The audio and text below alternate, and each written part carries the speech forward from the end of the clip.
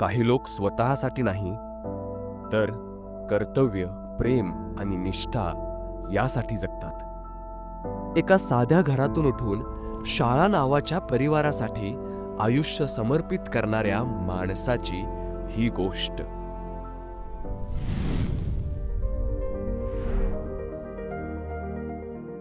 मोत्यासारख्या अक्षरांचा माणूस रवींद्र देविदास तारळेकर.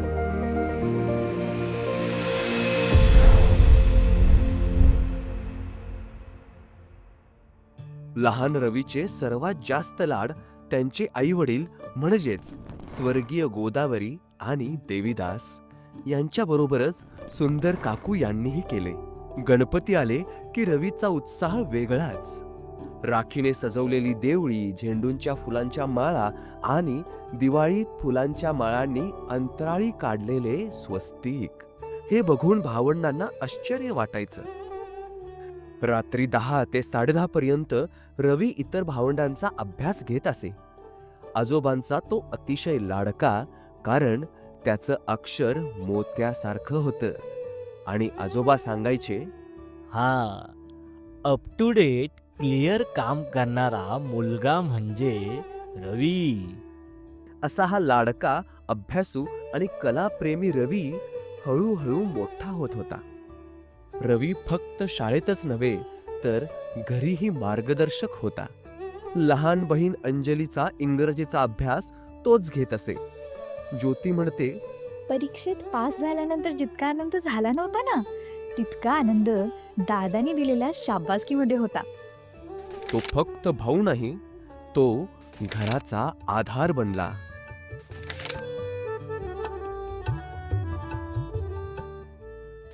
सन 1991 रवींद्र तारळेकरांनी त्यावेळच्या गायत्री हायस्कूलमध्ये लिपिक म्हणून जबाबदारी स्वीकारली. त्या शाळेचे काही वर्षांनंतर तात्यासाहेब मुसळे हायस्कूल असे नामांतर झाले आणि खऱ्या अर्थाने 8 जून 1992 रोजी ते अधिकृतपणे रुजू झाले. शाळेला शासनाची मंजुरी नव्हती, पगार निश्चित नव्हता आणि तोही फक्त 400 रुपये. पण त्यांना एक गोष्ट ठाऊक होती, कागदपत्रांच्या शिस्तीतूनच एक संस्था उभी राहते आणि त्यांनी हेच करून दाखवलं. लग्न ठरवताना वधू पक्ष घर बघायला आले.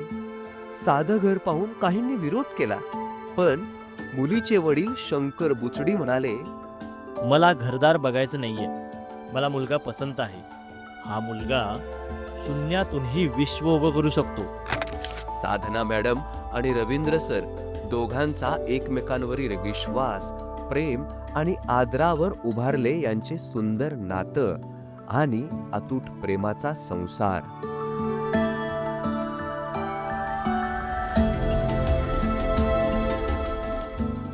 लग्नाआधी घरामधून उभारलेलं प्रेम आणि लग्नानंतरही ती माहेरी गेली की तोच कागद पुन्हा त्यांचा संवाद बनायचा.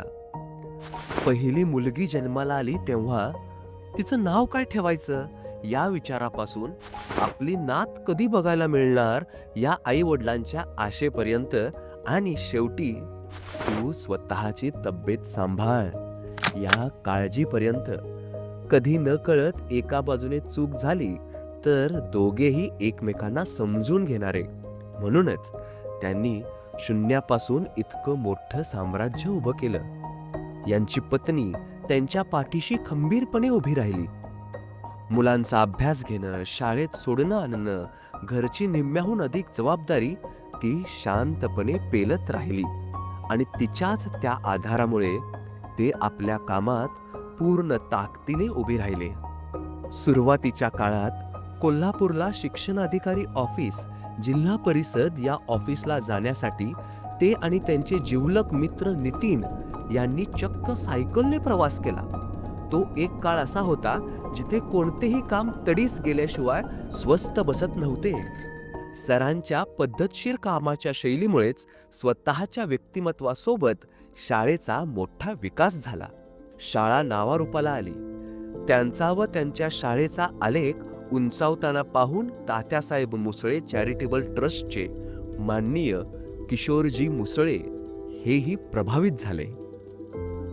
सरांनी कधीच फक्त स्वतःचा विचार केला नाही. कोणत्याही मागणीसाठी मोर्चा असो किंवा शिक्षकेतर कर्मचारी यांचे अधिवेशन, इतर शिक्षकांना सहकार्य असो किंवा कोणत्याही प्रकारचे प्रशिक्षण, सर कोणत्याही कामास नाही म्हणत नव्हते आणि विद्यार्थ्यांसोबत शैक्षणिक सहलीत सुद्धा आनंदाने भाग घेत ते सर्वांना नेहमीच मदतीस तत्पर असत. वडील म्हणून ते खूपच प्रेमळ आहेत. नेहाला 7वीत प्रथम आल्यावर दिलेल्या सायकलपासून मुलीच्या लग्नातला भावूक क्षण, निहालला नीटनेटकेपणा, आदर, शिस्त याचे संस्कार यांपासून पुण्यात नोकरी मिळेला म्हणून खचलेल्या मुलाला दररोज रात्री केलेला फोन, गोपाळ, निराश होऊ नकोस, पुन्हा प्रयत्न कर. ही निहालच्या मनाची ऊब बनली. शाळेचा खरा चेहरा शाळेचा आरसा असतो. तिचे रेकॉर्ड, विद्यार्थ्यांचे बोनाफाईड प्रमाणपत्रे, त्यांच्या गुणपत्रिका, शिष्यवृत्ती अर्ज, दाखले, रजिस्टर आणि प्रत्येक कागद जो एखाद्या मुलाचे भविष्य ठरवतो. ही नाजूक जबाबदारीचं काम रवींद्र सरांनी आयुष्यभर श्रद्धेने सांभाळले. प्रत्येक रजिस्टर अक्षरशः कलेसारखा मांडलेला, प्रत्येक पान स्वच्छ, प्रत्येक नोंद अचूक. शाळेत कोणी विचारलं, हा रेकॉर्ड कुठे मिळेल? उत्तर एकच असायचं, तारळेकर सरांकडे. वेळ बदलली, तंत्रज्ञान बदललं, पण सरांनी स्वतःला बदलायला अजिबात उशीर केला नाही. Online form, digital register, scanning, printing, updated filing system, प्रत्येक नवीन गोष्ट त्यांनी शिकली, अगदी मनापासून शिकली. कामात अपडेट राहायला हवं हा त्यांचा स्वभावच होता आणि याच सवयीमुळे आजही ते शाळेतील उत्तम लिपिक म्हणून ओळखले जातात. त्यांच्यासाठी शाळा म्हणजे दुसरी आईच.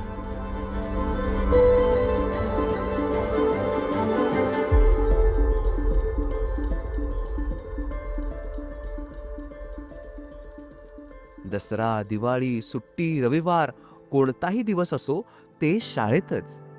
मेच्या सुट्टीमध्ये बाकी सगळे गावी जात, पण ते मात्र शाळेत काम करत असत. रोजच्या कागदपत्रांची जबाबदारी, विद्यार्थ्यांचे फॉर्म, पालकांना मार्गदर्शन, जणू शाळेचा श्वास तेच होते. या समर्पणाचा गौरव 2021 मध्ये झाला. त्यांना आदर्श लिपिक पुरस्कार प्राप्त झाला.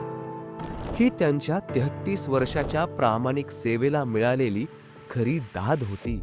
रेकॉर्डच्या पानातून हजारो विद्यार्थ्यांचे स्वप्न सुरक्षित ठेवणारे हात, शिस्त, निष्ठा आणि कामातील अचूकता यांची परंपरा मागे ठेवणारे कर्मयोगी. ते फक्त लिपिक नव्हते, ते शाळेचे हृदय होते.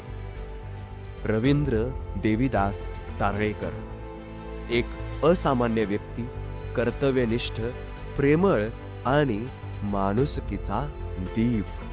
मोत्यासारख्या अक्षरांचा मोत्यासारखा मौल्यवान माणूस. त्यांचा प्रवास आजही प्रेरणादायी आहे आणि कायम राहील. तुम्हाला भावी आयुष्यासाठी खूप खूप मनापासून सदिच्छा.